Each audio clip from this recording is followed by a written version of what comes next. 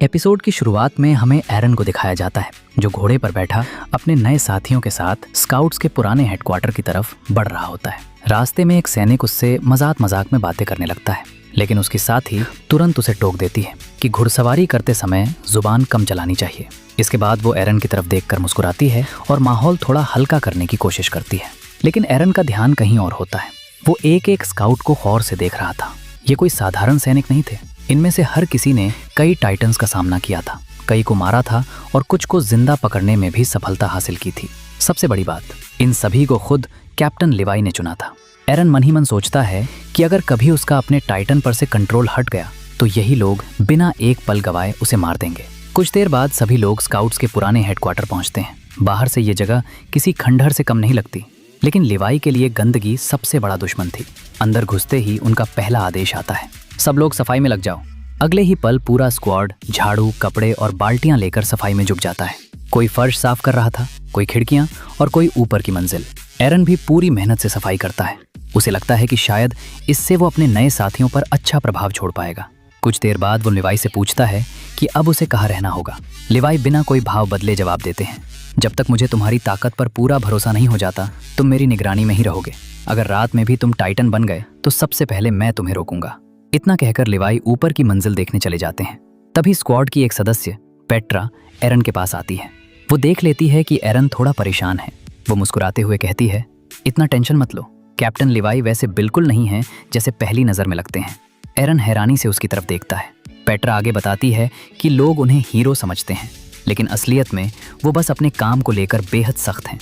और हाँ, उनकी हाइट को लेकर मजाक करना स्क्वाड की पुरानी आदत है। फिर वो एक और दिलचस्प बात बताती है। कहते हैं कि स्काउट रेजिमेंट में आने से पहले लिवाई अंडरग्राउंड शहर का एक खतरनाक बदमाश था। उसके बारे में तरह तरह की कहानियां मशहूर थीं। हालांकि सच क्या है ये शायद बहुत कम लोग जानते हैं।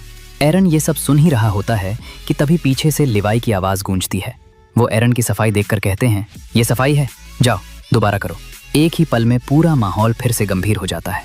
दूसरी तरफ कमांडर एरविन अपने अधिकारियों के साथ अगले मिशन पर चर्चा कर रहे होते हैं। उन्हें बताया जाता है कि सिर्फ 30 दिनों के अंदर स्काउट्स को फिर से दीवारों के बाहर जाना होगा और इस बार नए भर्ती हुए कैडेट्स भी साथ जाएंगे। कुछ लोगों को यह फैसला जल्दबाजी लगता है। आखिर उन नए सैनिकों ने अभी अभी मौत का मंजर देखा था। क्या उन्हें इतनी जल्दी फिर से टाइटन्स के सामने भेजना सही होगा? लेकिन एरविन शांत रहते हैं। वो सिर्फ इतना कहते हैं, इस मिशन की सफलता बहुत कुछ एरन पर निर्भर करती है। अगर वो इंसानियत के लिए उम्मीद साबित हुआ तभी उसका भविष्य सुरक्षित रहेगा। यहीं से साफ हो जाता है कि एरन सिर्फ एक सैनिक नहीं बल्कि पूरी मानवता की आखिरी उम्मीद बन चुका था। उधर शाम के समय पूरा स्क्वाड एक साथ बैठकर चाय पी रहा होता है। बातचीत के दौरान सबकी नजर फिर से एरन पर चली जाती है। कोई उससे पूछता है, तुम आखिर टाइटन में बदलते कैसे हो? एरन कुछ देर सोचता है, फिर धीरे से कहता है, मुझे खुद नहीं पता। मुझे बस इतना याद है कि जब मैं खुद को घायल करता हूँ तब कुछ बदल जाता है। इतना बोलने के बाद वो खुद चौंक जाता है। उसे ये बात याद कैसे है जबकि बाकी सब कुछ उसकी यादों से गायब है। उसी समय वहां स्क्वाड की सबसे अनोखी सदस्य सेक्शन कमांडर हांजी पहुंचती हैं। उनकी आंखों में हमेशा की तरह जबरदस्त उत्साह था। वो सीधे एरन के पास आती हैं और कहती हैं, कल मेरे साथ चलोगे?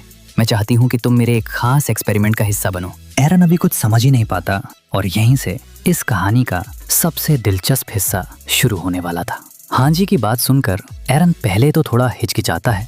आखिर वो अभी भी कैदी ही था, इसलिए बिना इजाजत कहीं भी नहीं जा सकता था।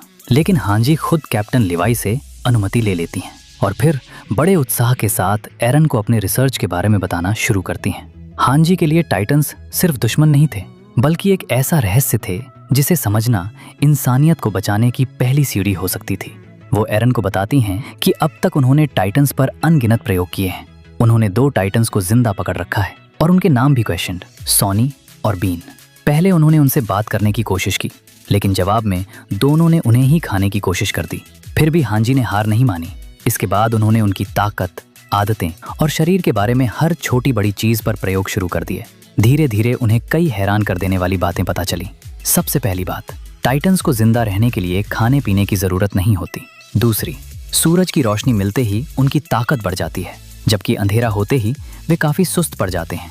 और सबसे अजीब बात, इतने विशाल शरीर होने के बावजूद उनका वजन उतना नहीं होता जितना होना चाहिए।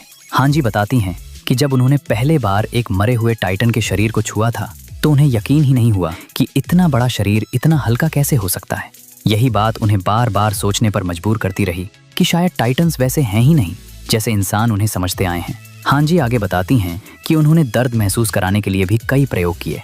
उन्होंने ये जानने की कोशिश की कि क्या गर्दन के अलावा शरीर के किसी और हिस्से पर भी उन्हें दर्द महसूस होता है। हर नए प्रयोग से उन्हें कुछ नया सीखने को मिलता था, लेकिन साथ ही कई बार उनकी गलतियों की वजह से पहले पकड़े गए टाइटन्स मर भी चुके थे।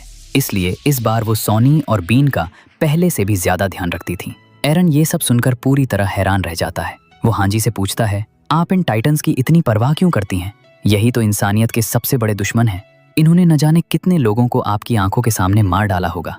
हांजी कुछ पल के लिए चुप हो जाती हैं, फिर बहुत शांत आवाज में कहती हैं, हाँ, मैंने अपने कई साथियों को टाइटन्स के हाथों मरते देखा है। शुरू में मैं भी सिर्फ नफरत के दम पर लड़ती थी, लेकिन एक दिन सब बदल गया। वो याद करती हैं कि एक बार उन्होंने एक छोटे टाइटन को लात मारी थी।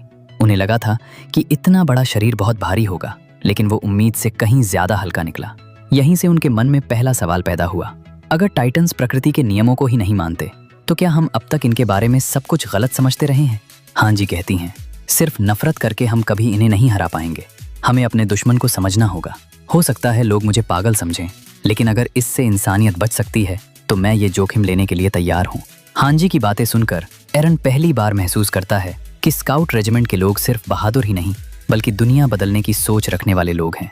वो तुरंत हांजी से कहता है, मुझे आपके सारे एक्सपेरिमेंट विस्तार से सुनने हैं। बस फिर क्या था? हांजी को जैसे अपना पसंदीदा श्रोता मिल गया।